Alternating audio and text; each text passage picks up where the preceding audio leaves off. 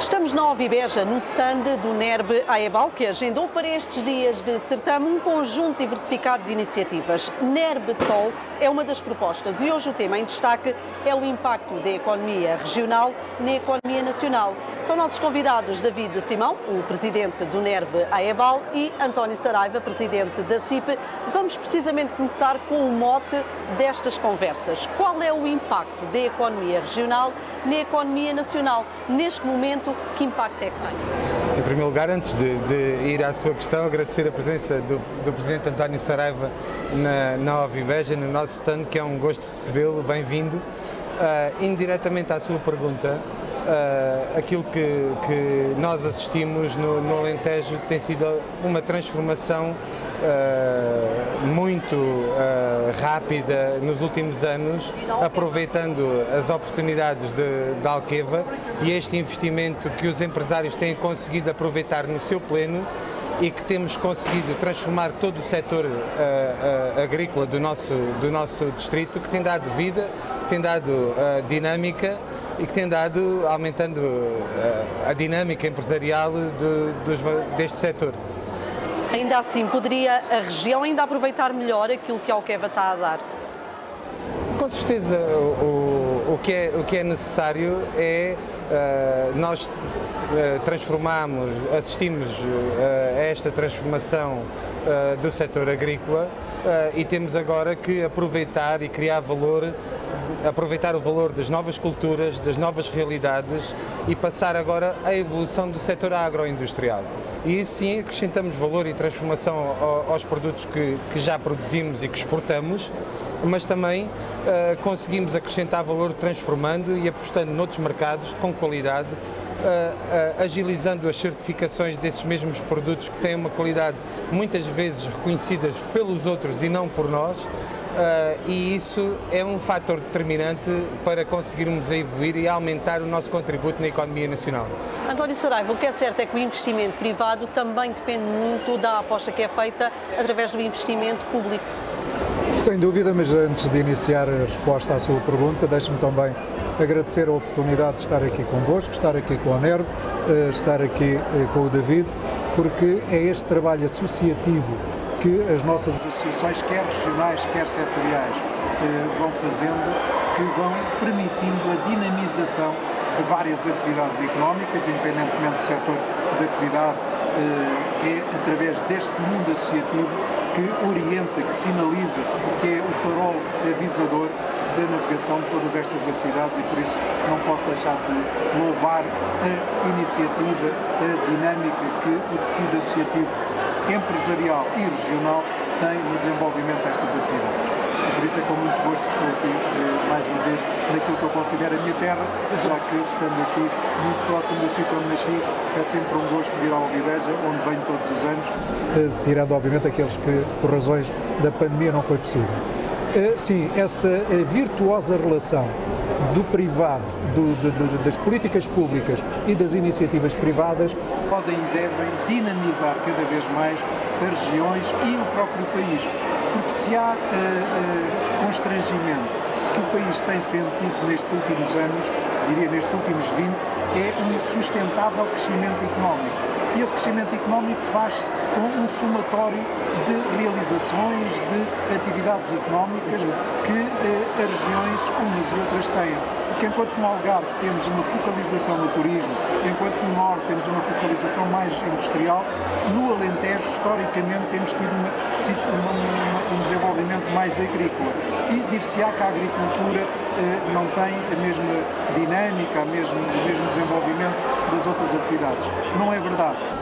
Antes, pelo contrário, a agricultura, e muito nesta região, porque o Alqueva, depois dos anos que teve para ser construído, finalmente ou ser construído, veio trazer a toda esta região uma possibilidade diferente através do regadio de aqui serem desenvolvidas, além das produções naturais que tínhamos, outras produções que, como o David dizia, se à produção juntarmos a transformação, então temos aqui uma enorme capacidade de desenvolvimento. O que é que ainda falta para que possamos juntar esses dois setores, esses dois aspectos que são determinantes, é que muito daquilo que se produz nesta região, neste momento, muitas vezes acaba para ir para fora, porque a região não tem tido capacidade de transformação. Temos que fazer esse salto, evoluir nesse sentido, àquilo que já produzimos, termos iniciativas privadas que vão somando valor, que vão acrescentando valor àquilo que se produz e é, obviamente, na transformação para que aquilo que aqui é produzido, tanto quanto possível, possa igualmente ser transformado.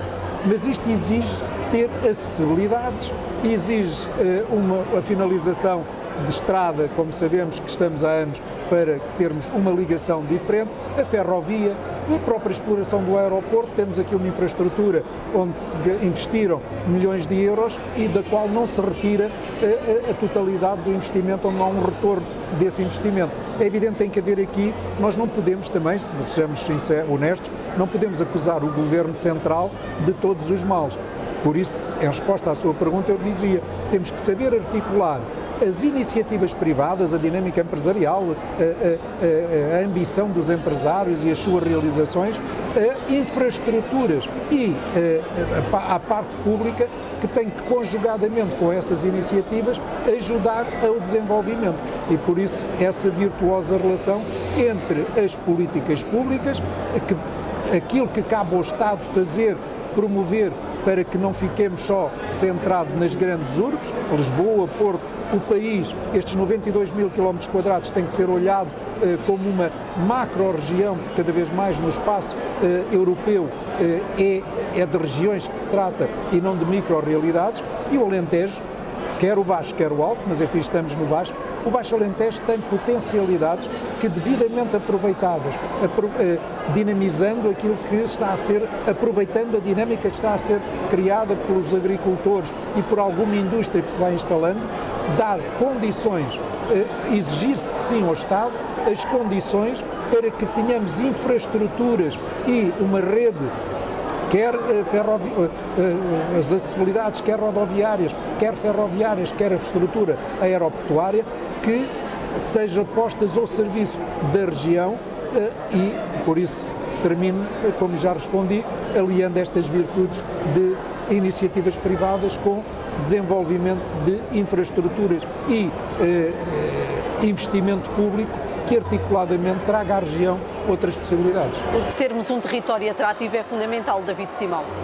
Com certeza, que nós temos um território atrativo é factual. Mas também é factual que nós sabemos receber, quem nos visita fica atraído pelo Alentejo. E isso são características naturais, mas têm que ser potenciadas. Mas aquilo que me preocupa muitas vezes é a falta de informação que existe realmente entre aquilo que falávamos há pouco, que o Governo, tanto central como regional, que tem os recursos disponíveis, mas cada um por si, cada organismo governamental por si só, e pelos vários ministérios, pelas várias câmaras municipais, pelos vários organismos públicos que existem, cada um segue um caminho, cada um tenta promover por si pontas soltas. Exato. Aquilo que nós tentamos muitas vezes fazer no movimento associativo é fazer a ponte, é levar aquilo que é os anseios por parte dos empresários às entidades competentes, mas também dar às nossas empresas, dar às pessoas toda a informação existente e necessária, triada, fazermos um trabalho na CIP e nas nossas estruturas regionais, um trabalho de triagem de toda essa informação que depois permita às pessoas, a esses projetos muitas vezes realizarem-se, haver candidaturas, haver formação, haver sinergias, para atingir novos mercados. Tudo isso é importante. E aquilo que eu penso, e para terminar, é que é importantíssimo quebrarmos todos estes gaps que existem de informação pelos vários agentes responsáveis pelo desenvolvimento económico da nossa região, rebatermos isto, trabalharmos em conjunto e de forma eficiente, porque eficiência é uma palavra que tem que estar cada vez mais nas nossas mentes em todas as situações. Com todas estas situações de aumentos de preços generalizados, de falta de produtos, temos que ir à procura das ineficiências nas nossas organizações para conseguir combater muitas das vezes dessa forma, através de eficiência nas empresas e nas organizações, todos em conjunto, para conseguir combater aqui o aumento dos preços e os custos generalizados. Quanto mais eficiente nós formos, e quanto mais articulados e trabalhar em conjunto nós tivermos, mais resultado, melhor resultado, em menos tempo nós vamos conseguir. A eficiência é aqui fundamental. Inês, a eficiência é fundamental porque, como dizia o David, e eu concordo inteiramente, cada vez mais as organizações, sejam elas privadas, sejam públicas, têm nos ganhos de eficiência a chave do êxito destes tempos difíceis, a superação tem a chave do êxito para a superação destes tempos. Têm demonstrado uma resiliência às empresas, eu disse isso há pouco, ali numa conversa entre amigos, as empresas de todos os setores de atividade têm demonstrado uma enorme resiliência, porque nós temos vindo nestes últimos anos de crise em crise. Nós viemos das crises das dívidas soberanas, o subprime, de que já a memória quase que não se recorda, mas isso veio provocar profundas alterações, desde logo no mundo financeiro, com os inevitáveis choques que depois trouxe à economia.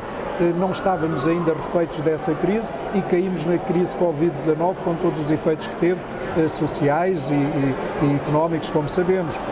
Depois estávamos a tentar sair, como estamos ainda, da crise Covid, e vem esta questão da guerra e os seus efeitos, e como o David dizia, somos confrontados hoje com um exponencial aumento dos fatores de produção, dos custos energéticos, a falta de matérias-primas e o seu custo, os energéticos, desde logo a energia elétrica e o gás natural, e as empresas, quanto mais eficientes, quanto mais buscarem a eficiência, melhor enfrentam, não resolvem, mas diminuem, minoram estes efeitos brutais que estamos a sofrer.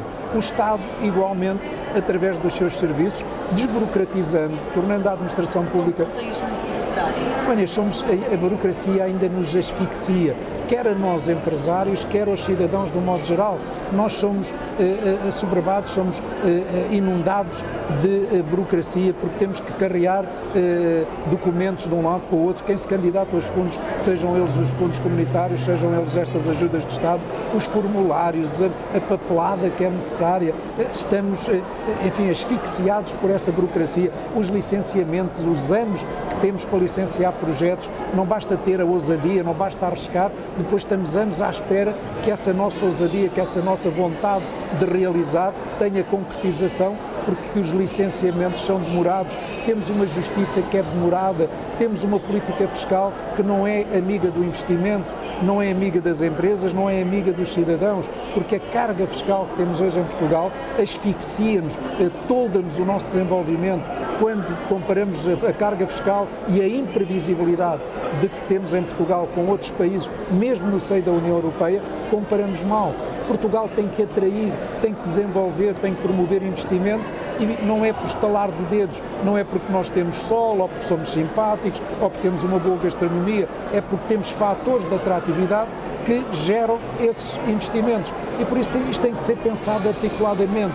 E, tal como o David dizia, a eficiência que temos que buscar é uma resultante de todas estas variáveis. Uma política fiscal mais consentânea, mais amiga do investimento, a desburocratização e termos uma máquina, uma administração pública que, entendendo estas necessidades, seja ela própria eficiente, seja mais expedita.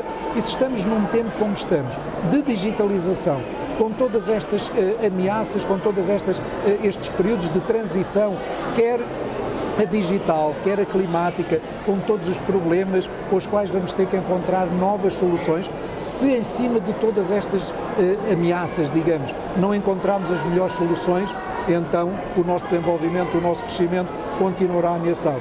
Vou já terminar, nós não crescemos há 20 anos, isso não pode ser um karma que Portugal tem, temos que alterar estas variáveis, temos que gerar crescimento sustentável, porque é com o nosso crescimento, é com a criação da nossa riqueza que nós depois, de uma maneira mais justa, mais solidária, a podemos repartir, criar riqueza para a distribuir, sustentadamente dando condições às empresas para se desenvolverem e para que elas possam ter margens para poder vir a pagar melhores salários, como todos desejamos. Pega aqui na deixa do António Saraiva. David Simão fala em crescimento e a nível aqui empresarial, a nível da região, quais são as perspectivas a nível de crescimento para o futuro? As perspectivas, eu acho que estamos no Alentejo, numa terra de oportunidade. E nós soubemos agarrar as oportunidades que nos deram, como foi a Alqueva. Se nós conseguirmos transmitir essa confiança aos nossos governantes, mas também a investidores estrangeiros, e soubermos e tivermos sempre conscientes que estamos presentes no mercado global, em que temos que ser ágeis e eficientes como em todo o mundo, porque estamos a concorrer com todo o mundo, e temos que quebrar este preconceito da interioridade, de estarmos num sítio com muitas dificuldades. Não, estamos num sítio com muitas oportunidades. Se trabalharmos em conjunto, se unirmos esforços e podermos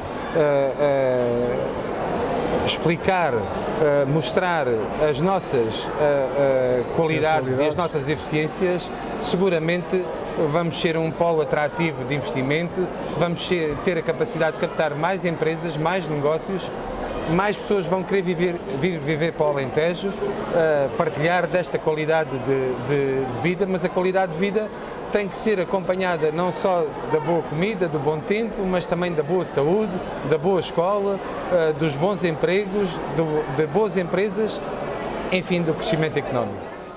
Estamos numa altura de discussão do Orçamento de Estado.